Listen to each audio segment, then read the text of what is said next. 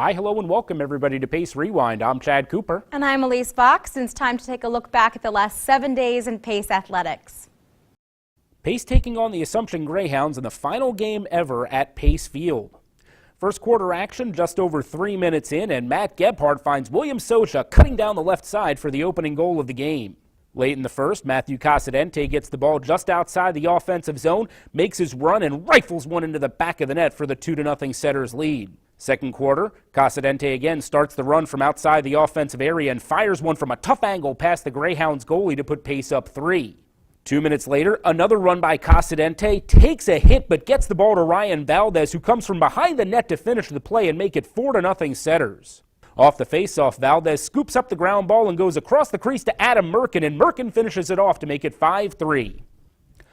Off the ensuing faceoff, Marty Schnellenbach with the faceoff win and the ground ball has it sticked away, but Merkin comes up with the loose ball and drives home his second goal in 10 seconds to put Pace up 6-3. Right off the faceoff again, Brandon Donnellan with the ground ball ahead to Gebhardt, gives to Socha, and Socha nets his 26th goal of the season. 3 markers for the Setters in just 21 seconds. Finally, Casadente playing keep away from Assumption as time expires. Pace streams out onto the field, the last game ever at Pace Field in its current setup. The grass will be removed and a new multi-purpose turf field will take its place as part of the Pleasantville master plan. After the game, senior midfielder Andrew Fritsch talked about beating the Greyhounds. Winning this game meant everything to us. It's not just for us, it's for every generation that's come before us, every player that stepped on this field. So for us to take out this victory, it's going to be in the record books for the rest of our lives. When they say the last game on this grass field before this new facilities and this new turf field, they're going to be like Pace beat Assumption. And that means a lot to us. Us seniors working 4 years here, we had a lot of victories on this field, but we had a lot of losses. So it's really good to go on a high note. Softball had an impressive showing this week. The Setters began their busy schedule with a sweep in the doubleheader against Southern Connecticut Wednesday.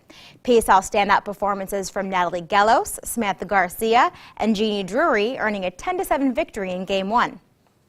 Gellos and Drury showed up once again for Game 2, going 5 for 8 and 3 for 7 respectively, concluding the showing with an 8-4 win. Softball split a non-conference doubleheader against Molloy Friday. The Setters trailed the Lions in the top of the 6th inning, however secured the victory in the bottom of the 7th with 2 runs by Gellos and Garcia. Caitlin McCann defended the victory, leaving the final Molloy runner stranded at second base, earning the Setters a 4-3 victory.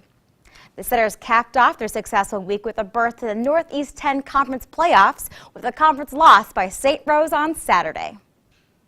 Things got off to a bit of a rough start for the Pace University baseball team this season, but the Setters have picked up a couple of wins in the last few weeks. Pace had an opportunity to make up some ground in the Northeast 10 Conference standings over the weekend as the Southwest Division leading St. Rose Golden Knights came to Pleasantville. Friday action, first inning, Andrew Coffey on second, and James Pajura lines a single into left. Coffey scores the 100th career RBI for Pajura, making him the 17th Pace player to accomplish the feat. 2 batters later, Pajura still on first, and Tom Modolo rips a double down the left field line. It rolls all the way back to the wall. Pajura scores from first, and Pace now up 2-0. After St. Rose tied it with 2 in the top of the 7th, bottom half of the inning, runners on the corners, and Modolo again singles into left, plating Coffey to give the Setters a 3-2 lead. Meanwhile, on the mound, Jonathan Chuddy turning in a vintage performance. First batter of the game, Chuddy gets Derek Reed called out on strikes. Second inning, Chuddy gets Chad Adams to wave and miss for strike 3. In the third, the lefty strikes out Scott Hladik with a runner on third to end the inning. Top of the 5th, runner on first for St. Rose, but Chuddy induces the 6-4-3 double play to get out of the frame. Moving to the top of the 9th, Dylan Mazakis on in relief, and with 2 on, Mazakis gets pinch hitter Brian Maynard to bounce into the twin killing. Then with a runner on third, the sophomore sees Ryan Hooker ground out to second to end the ball game. Mazakis goes 2 shutout innings, getting the save in support of Chuddy, who went 7 strong, earning his 2nd win of the year. After Friday's win, the Setters look for more heading into Saturday's doubleheader against the Golden Knights. We pick pick up the action in the fourth inning. James Pajura on second, Chris Gilly on first, and John Kokura lines a single into left field. The ball got by the St. Rose outfielder, allowing both runs to score and moving Kokura to third. That would prove to be big as the next batter, Alex Ruff, lays down a perfect squeeze bunt to plate Kokura and get the Setters up by 3. The fourth inning runs would be enough as Pace got another excellent outing from their starter, this time Tim Deegan.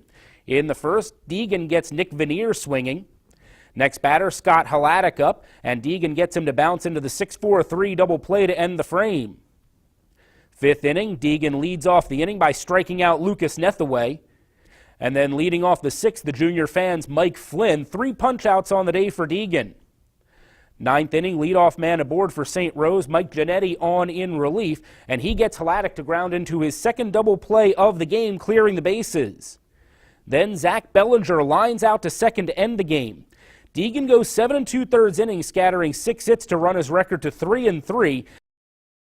Taking a look at the Southwest Division standings coming out of the weekend, we see Pace sitting at 4-6 in the division, a game and a half back of Adelphi for the final playoff spot, but the Setters have 3 games in hand. Pace with a big week coming up as they will travel to New Haven on Wednesday in a game that will determine the tiebreaker between the two teams as the Setters and Chargers split their first 2 divisional games of the season. Pace then travels to Springfield for a weekend series at American International while Adelphi plays out of conference. That's going to do it for us this week. We'd like to thank everybody for watching. For everybody involved in Pace Rewind, I'm Chad Cooper. And I'm Elise Vox, and you've been watching Rewind.